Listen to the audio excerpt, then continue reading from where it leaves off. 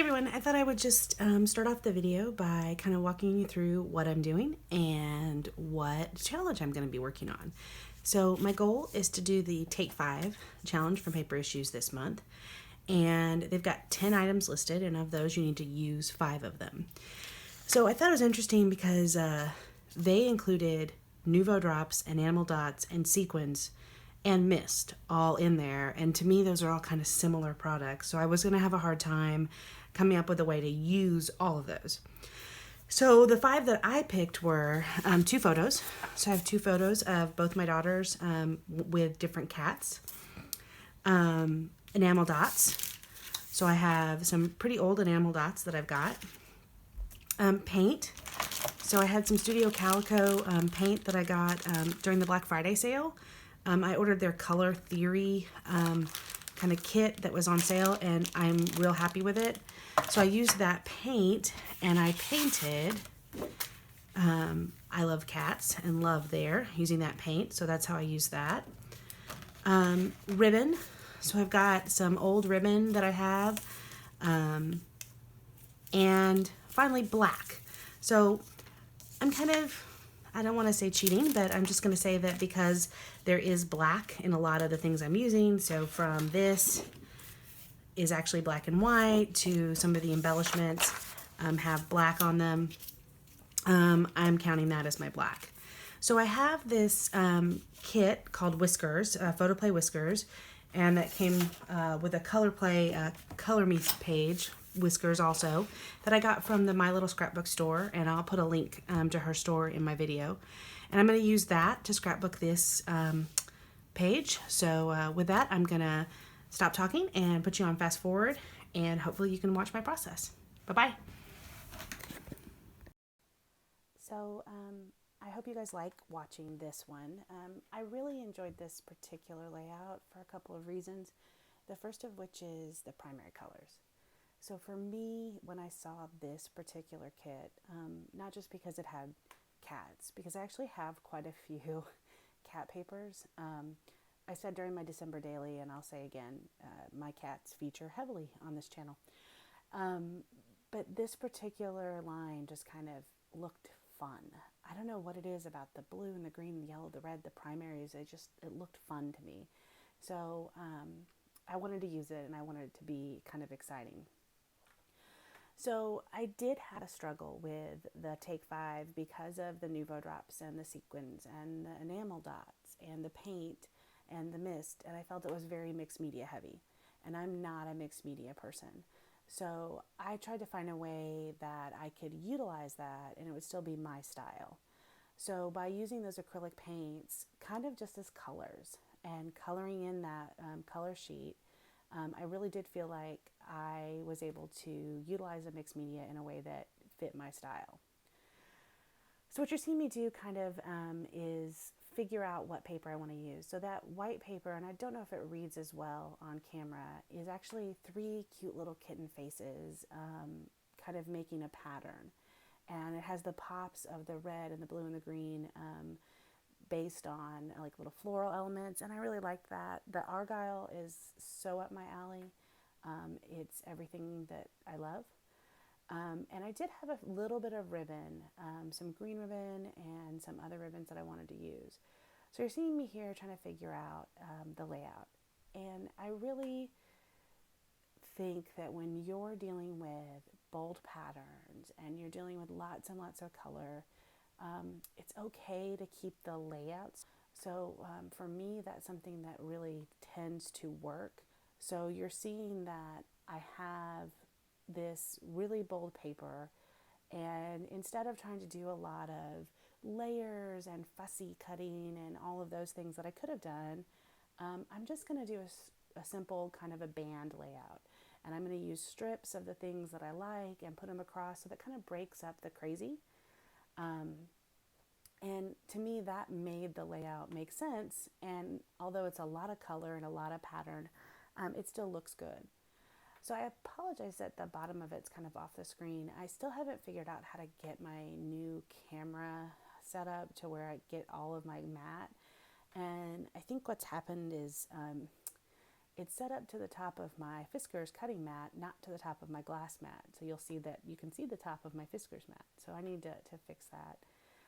This is actually the first process video that I'm putting up since Thanksgiving. I've done like the one little word and December daily walkthroughs, but this is the first kind of full process video that I filmed. So it was kind of nice to get back to filming these. It is a little different to film it to be able to talk through because you really think about your process. So this Rick Rack I've had in my stash forever. I'm trying really hard to just use up the things that I have instead of just getting rid of them. So, a lot of us love washi tape. I love washi tape, but I have, the original washi tape. I have probably every color of the rainbow of ribbon, and why not use it? So I got out my old, how many of you guys have one of these cute little Xyron machines, made those ribbons into stickers, and I'm going to use those in my layout. So you're going to see me kind of just cut it, and then I actually use that Rick Rack later on in a different layout this week that I didn't film. So I had some left and I can use it. Now this ribbon here, this yellow ribbon with the floral on it, it ends up at the bottom of the layout, but it's part of a sticker backed ribbon that I got probably from QVC when I started scrapbooking 10, 11 years ago. So everything can still be used, just pull it out and find new ways to use it. So that cute little cut apart card is all about why cats rule, and it's just great. If you have cats and and you love them, trust me, they rule, and you would love that cut apart sheet. The Whiskers kit, and I will link to my little scrapbook store.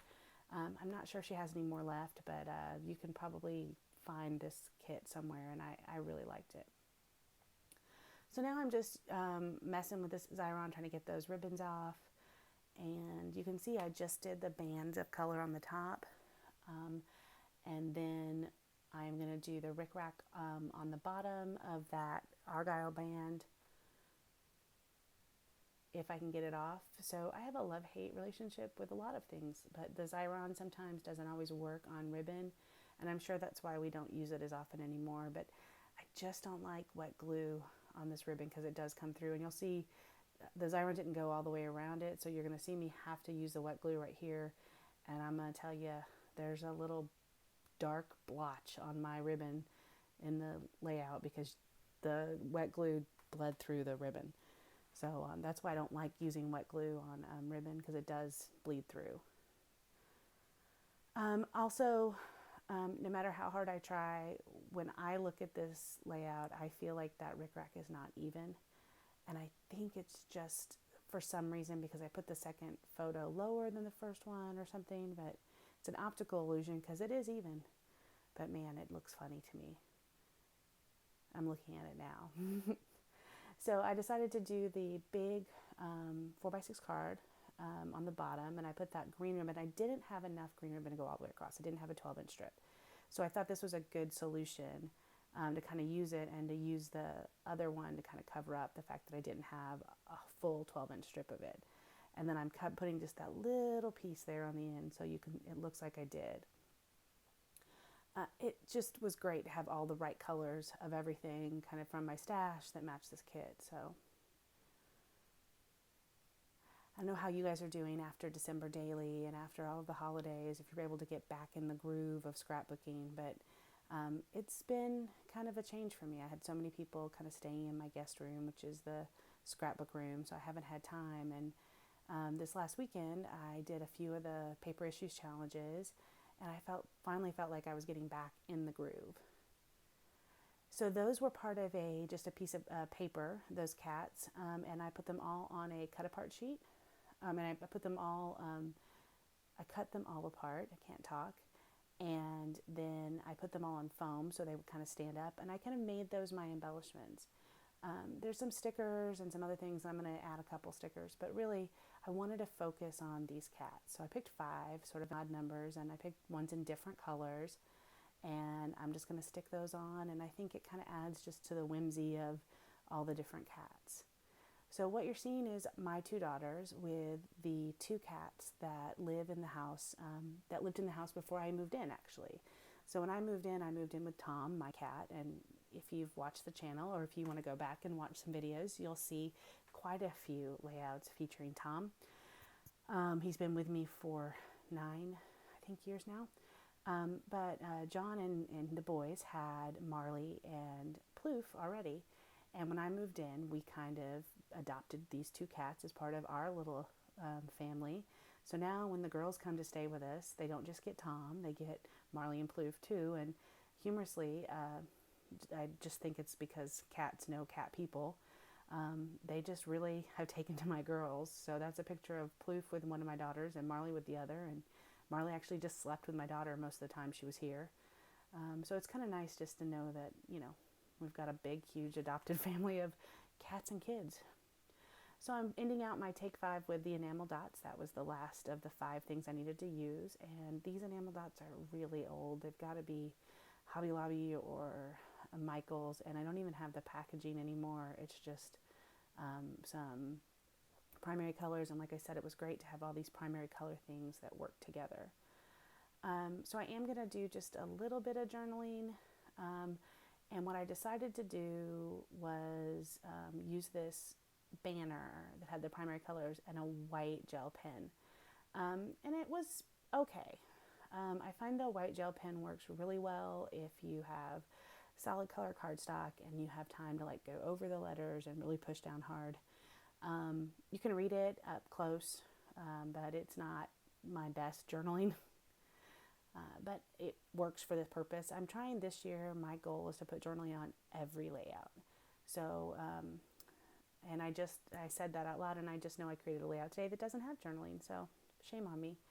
But I'm trying to do more journaling just to tell the story, and I think that's important. I'm also trying to date things more just so, I know where they go. I stack layouts in a big, huge pile, and I don't scrapbook chronologically, so sometimes I don't know where they are. So that is my layout.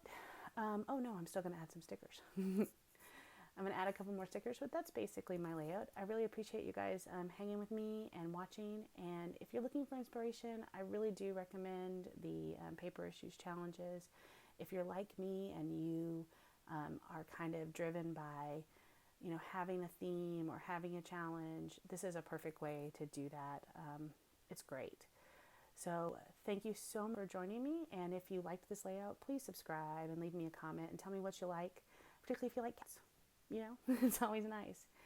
But enjoy this and have a great day, and I will see you again.